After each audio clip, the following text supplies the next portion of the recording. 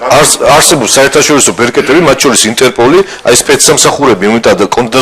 იმიტომ უნდა ყავდეს ქვეყანას ძლიერი და ინფორმირებული, რომ გამოძიებული უნდა იქნეს ვინ, როგორ, რანაირად მოახდინა ეს მკვლელობა და ის ადამიანი უნდა დადგენილი იყოს ჭეშმარიტება და საერთაშორისო ძებნაზე ინტერპოლის მეშვეობით უნდა იქნეს გამოცხადებული ის მკვლელი და ნებისმიერ რუსეთში იქნება თუ ნებისმიერ სოფლიოს კუთხეში ყველგან უნდა მოხდეს იმ ადამიანის ძებნა და ადრიან გვიან დაკავება, რომელმაც ხელი აღმართა უდანაშაულო ქართველ ადამიანზე, რომელიც ცინიკურად დახვრიტა და მოკლა.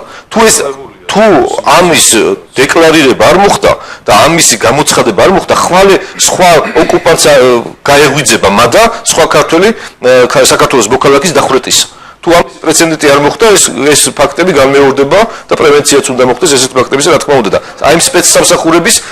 უშუალო საქმიანობაა ეს და მათ ხელფას იმიტომ მოხდის ქართველი გადასახადის გადამხდელი და ბიუჯეტი, რომ იბზრუნონ ქვეყნის უსაფრთხოებაზე და თითოეული საქართველოს მოქალაქის დაცულობაზე.